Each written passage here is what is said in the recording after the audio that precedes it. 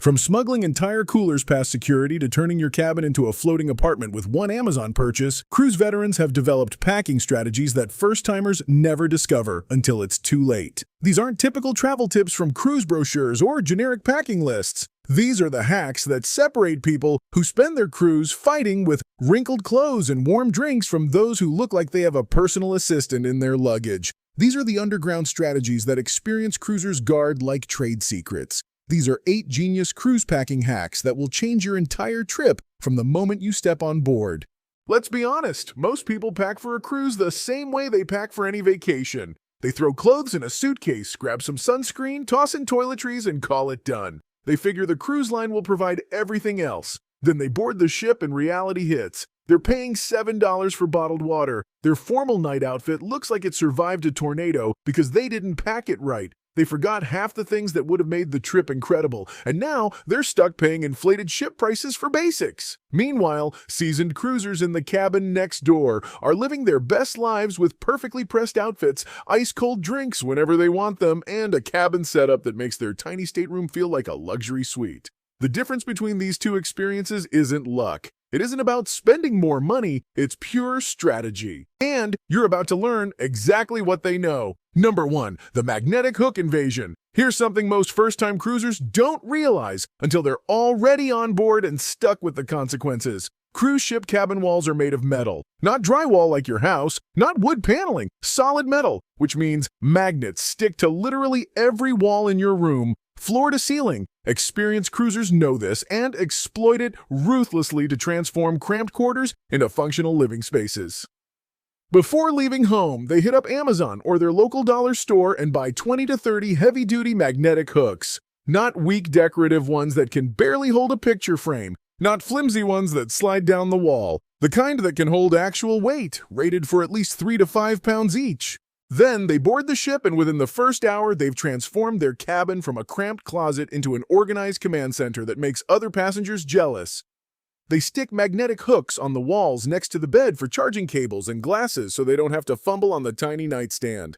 They line the entire bathroom wall with hooks for wet swimsuits, damp towels, and toiletry bags that would otherwise take up the entire counter. They create a dedicated charging station on the side wall by hanging a power strip with magnetic hooks, giving them a tech hub that didn't exist. Some people even bring those magnetic spice racks you use in kitchens and repurpose them as shelves for sunscreen bottles, medications, vitamins, and all the small items that normally clutter the tiny counter space and roll onto the floor every time the ship rocks. The really clever cruisers bring magnetic clips and use them to hang maps, daily schedules, and port information right where they can see it. The best part about this entire system is that none of it damages anything or violates ship policies. When you leave at the end of the cruise, you pull the magnets off the walls, pack them, and you're done. No marks, no damage, no complaints from crew.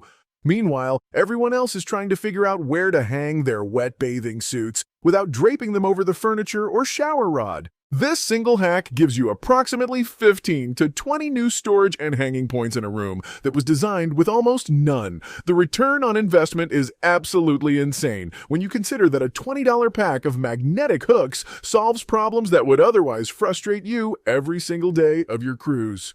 Number 2, the hidden alcohol smuggling system that actually works. Let's address the elephant in the room that cruise lines don't want to talk about. Cruise lines want you to buy their expensive drink packages or pay their massively inflated bar prices for every single drink. A single cocktail can run you $12 to $15, and that doesn't include the automatic 18% gratuity they add to every drink. A bottle of wine at dinner might cost $40 to $50 for something you could buy at your local grocery store for $8. Over a 7-day cruise, if you have even 2 drinks per day, you're looking at $200 or more per person just on alcohol.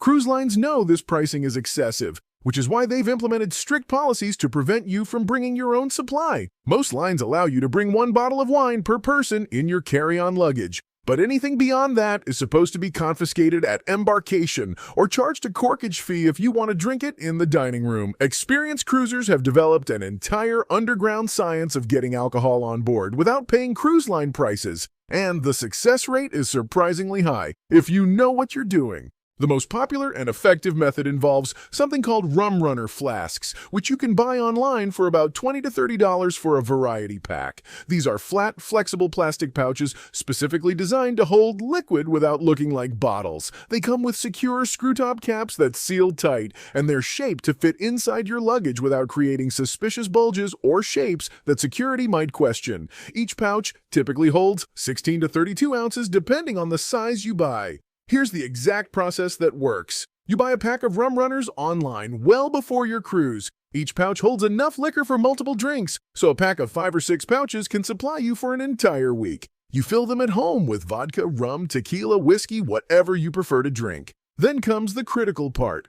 You roll them up tightly and tuck them deep inside your checked luggage, surrounded completely by clothes, shoes, and other soft items. The key to not getting caught is strategic distribution. Don't put all your rum runners in one suitcase because if that bag gets flagged and opened, you lose everything. Spread them across multiple bags if you're traveling with family or friends. Bury them in the middle layers, never on top, where they're the first thing security sees when they open the bag for inspection. Some experienced cruisers even put them inside their shoes, rolled up tight so they fit in the toe area with socks stuffed around them. When your checked luggage goes through the X-ray scanner at the port, security is primarily looking for glass bottles, weapons, and large quantities of liquid that might indicate commercial smuggling. The flat, flexible pouches blend in with clothes and don't create the telltale bottle shape that triggers a manual inspection. Do people get caught? Yes, sometimes, especially if they get sloppy with the packing or if security happens to randomly open their specific bag. But the majority of seasoned cruisers who use this method report success rates well above 90%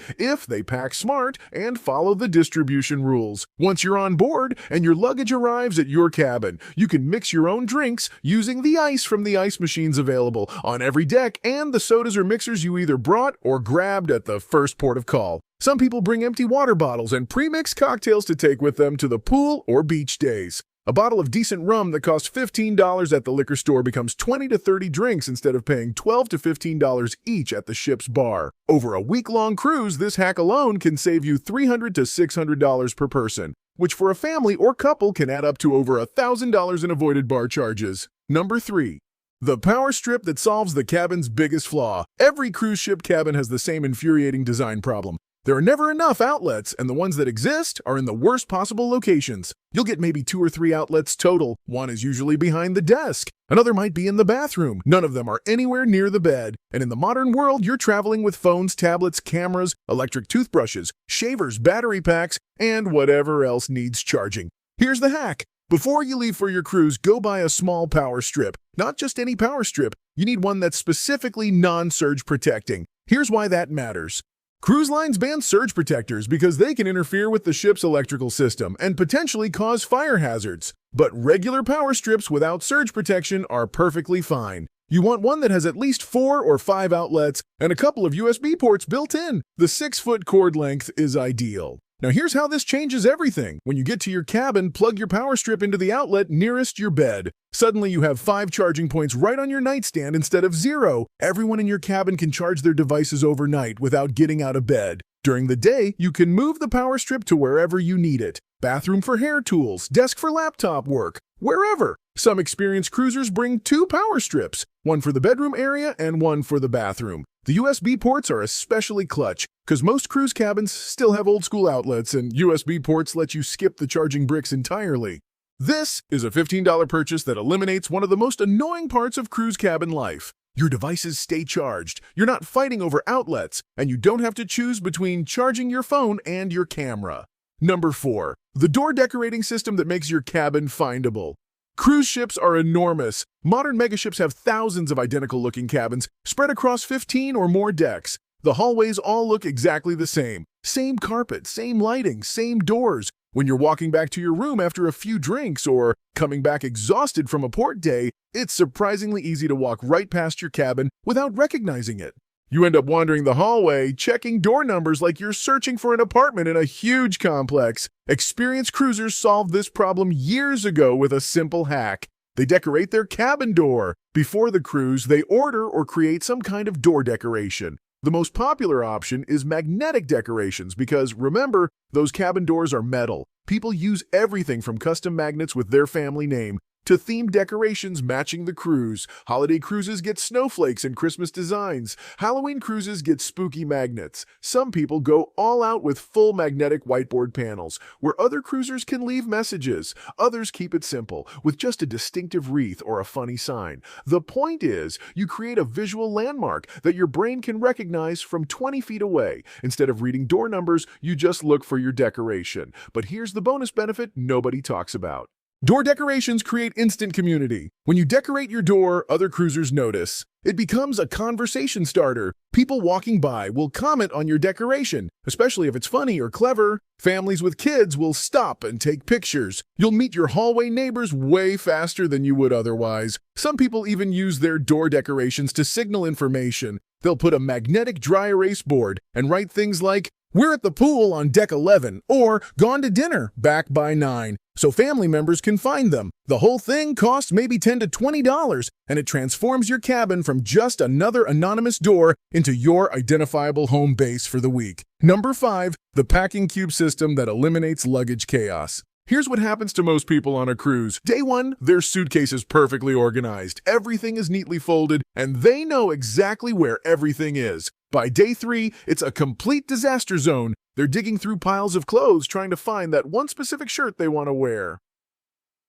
Everything is wrinkled and creased because they've been moving stuff around and shoving things back in randomly. Half their belongings have migrated to random corners of the cabin, draped over chairs or stuffed in bathroom corners. Their suitcase looks like it exploded, and they've basically given up on any pretense of organization. Experienced cruisers don't have this problem because they use packing cubes, and more importantly, they use them with an intentional system. Packing cubes are zippered fabric containers in various sizes that compartmentalize everything in your luggage. But the hack isn't just throwing your stuff in cubes randomly, it's using them strategically with a category system that makes sense. Here's how the pros do it. Before packing, they buy a set of packing cubes in different sizes and colors. Then they assign each cube a category. One cube is all swimwear, another is workout clothes, one is underwear and socks, another is evening wear, one is day outfits. They use different colored cubes for different categories so they can identify them instantly. When they pack, everything goes in its designated cube. Once they're on the ship, here's where the magic happens. Instead of unpacking their entire suitcase into the limited drawer space,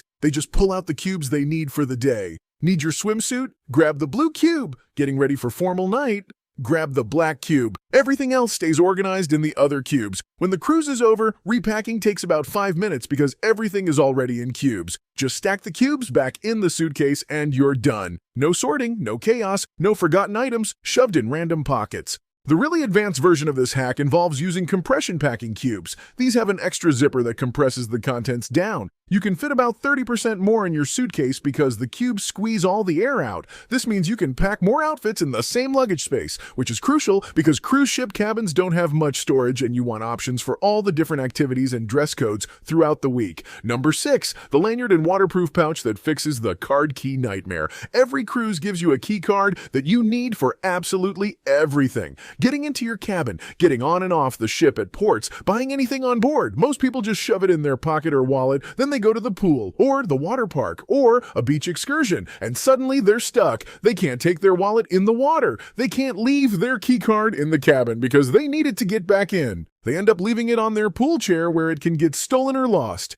They wrap it in a towel and forget which towel. It's a constant source of stress. Experienced cruisers solved this with a 2-part system. Part 1 is a lanyard. They buy a lanyard with a waterproof ID holder before the cruise. The holder has a clear window on one side where your key card goes and a pocket on the other side for a little cash and maybe a credit card. Part 2 is a waterproof phone pouch, not the cheap ones that leak. A legit waterproof pouch with the IPX8 rating that you can actually submerge. Here's how this changes your cruise. You wear the lanyard with your key card around your neck. Always. It becomes part of your cruise uniform. When you go to the pool, your key card is right there on the lanyard, safely in the waterproof holder. You can jump in the water and it's fine. When you go to a port, your lanyard has your key card, plus a little emergency cash. Your phone goes in the waterproof pouch, also on a lanyard around your neck or strapped to your arm. Now you can go swimming at the beach without worrying about your stuff. You can do water slides without losing your key. You can walk around the ship without pockets and still have everything you need. The psychological freedom this creates is massive. You stop constantly checking your pockets. You stop worrying about where you left your card. Everything important is literally attached to your body.